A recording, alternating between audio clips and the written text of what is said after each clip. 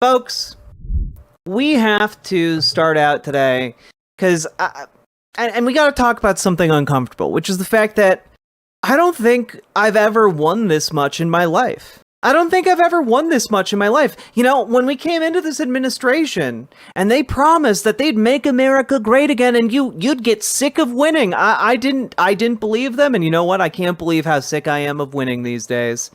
It's crazy how much it feels like we're winning. Just so great. I look at the news every day and I go, boy howdy, this is what winning feels like. And you know, like I opened up my news the other day. I went over to ProPublica to see what was up, and you know, look, nothing says winning to me quite like, oh, the EPA is planning to stop collecting greenhouse gas emissions data from most polluters.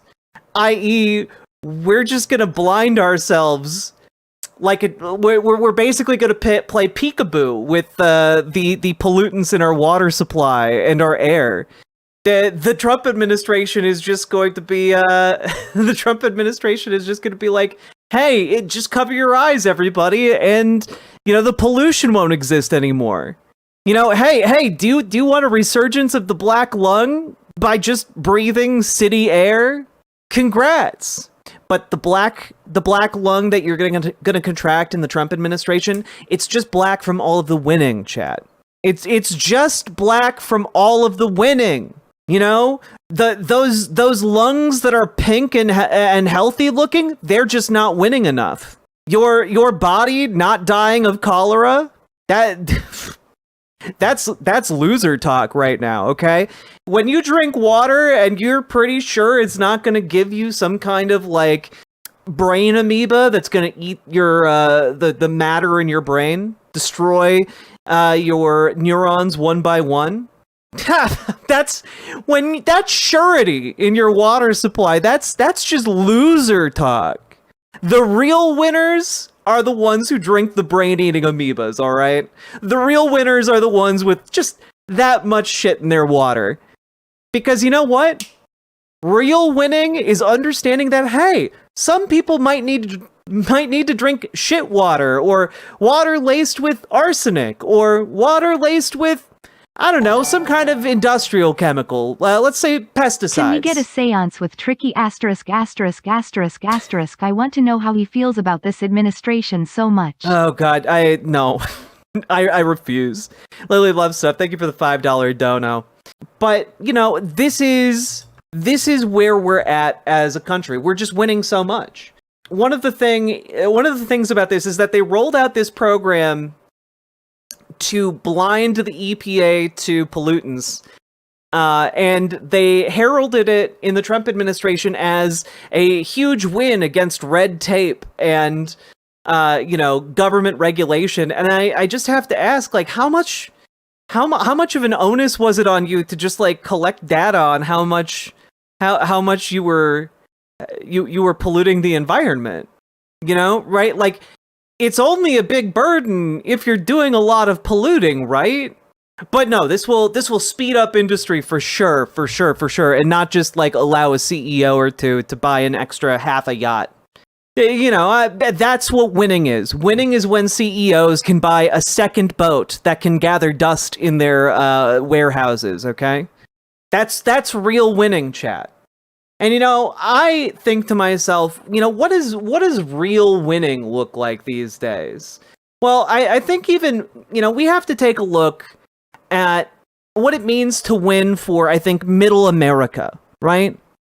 Middle America. You know, the hard-working people of the land who are tilling the soil and you know, they wake up early and they go milk their cows and then they go, like, plant, say, their soybean crops.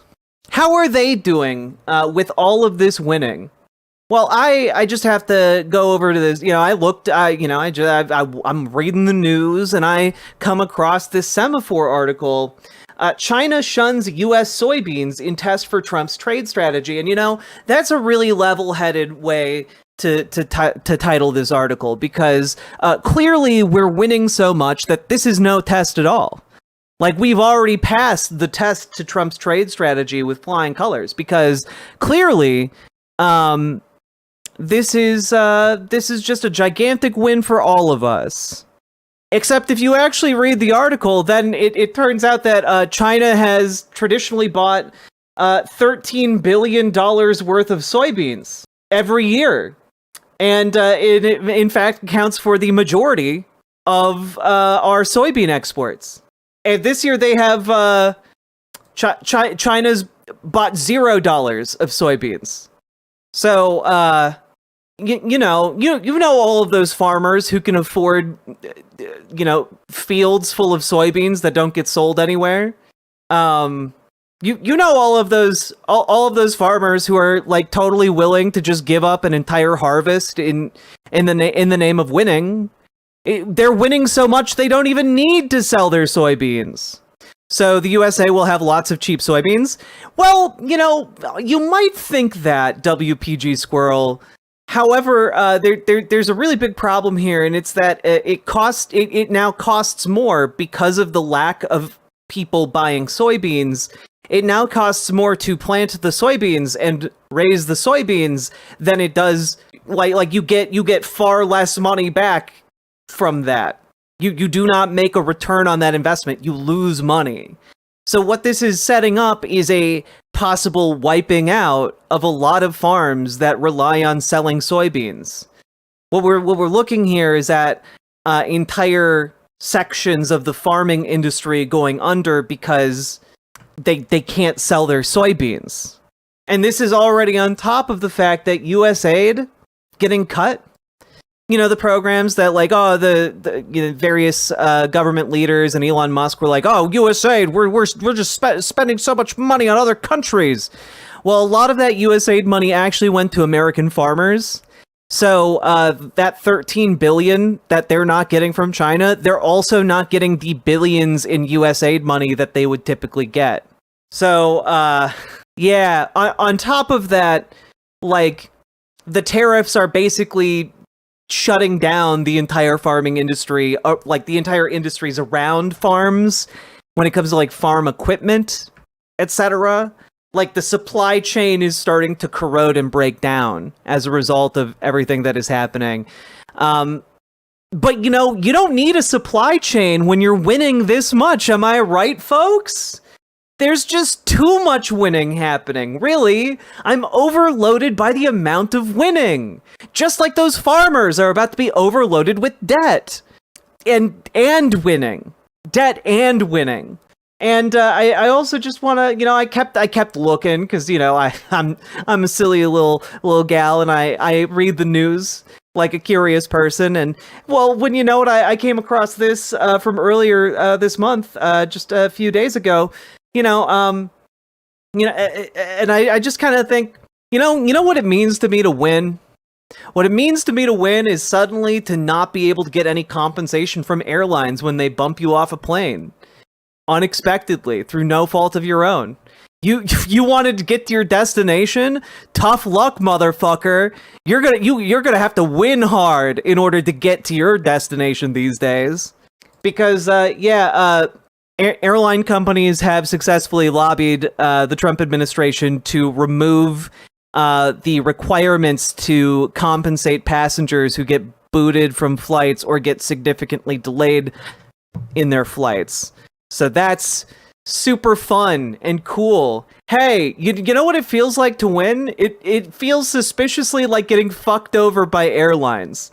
Hey, you know that feeling you get when you're just completely fucked by an airline? That's the feeling of winning in Trump's America. A perfect system. I'm just going to read you something infuriating. In May of 2023, President Biden announced that his administration was proposing a new rule that would require all airlines to compensate passengers for significantly delayed or canceled flights. Under the rule, travelers in the United States would receive $200 to $775 for significant flight delays or cancellations caused by the airline. In 2023, 93,897 domestic flights were canceled, and 95,024 were delayed more than 3 hours. The rule was formally proposed in December of 2024, and domestic airlines are well positioned to absorb these costs.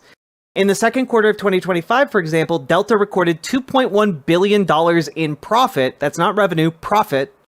The last 12 months have been profitable for most airlines, including Delta, $4.5 billion in profits, United, $3.3 billion in profits, American, $567 million in profits, and Southwest, $392 million in profits. When the pandemic threatened the airline's bottom line, the industry received $62 billion in bailouts in taxpayer money.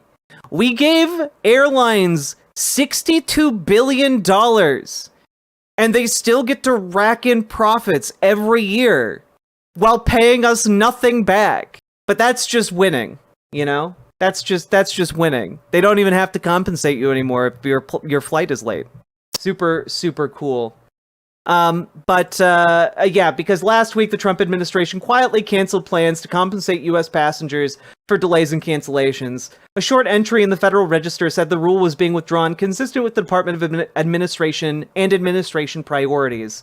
In a statement to the media, the Department of Transportation said some of the rules proposed or adopted by the previous administration went beyond what Congress has required by statute, and we intend to reconsider these extra statutory requirements. So, yeah, basically, the Trump administration said, fuck you. We must protect those gigantic mega corporation profits. And this might have something to do with the fact that, well, a former airline lobbyist is now the Secretary of Transportation. Sean Duffy is a former airline lobbyist, and he received $50,000 to his lobbying firm in the first 3 months. It's surprisingly cheap to buy political favors in this country, I guess. Wild stuff. A lot of these airlines and airline CEOs donated millions of dollars to Trump. United alone donated $1 million to Trump's inauguration. It's all just bullshit made up by rich capitalists in order to take advantage of you. And you might say, but when you say capitalists, what do you mean? What I mean is people who own capital, people who own companies, people who own these megacorps and like lord over their workforce while suckling on like government welfare. The real welfare queens, because welfare queens have never been real. Okay, Reagan made those up as a propaganda line, and it worked. But the real welfare queens are the goddamn oligarchs. The people who run these gigantic mega corporations who want to squeeze a couple million more dollars out of people by being able to put chemicals from industrial waste into your water supply, or who want to just make a little bit more money by screwing over people while they're traveling. Welfare for corporations, and Republicans love it. They are addicted to it. In particular, they are fine with welfare as long as it is going to the richest people on the planet. And the richest people on the planet know that, and they buy those favors. And I just want to remind folks what happens when you have a system like this. It rips itself apart. This type of open corruption is not sustainable. But maybe it is because we're just winning so much. Maybe all of this winning will somehow make it sustainable. Hasn't worked for anyone else in history, but, you know, maybe it will work for us. With that being said, let's move on. Riverboat Jack is coming to town. All the viewers gather round. Twitch and YouTube and swishy streams. All that content is bursting the seams. Politics, gaming, and plenty more. Your sense of fashion you'll adore. So grab your stuff and hop aboard. We're going straight to Jack's Discord.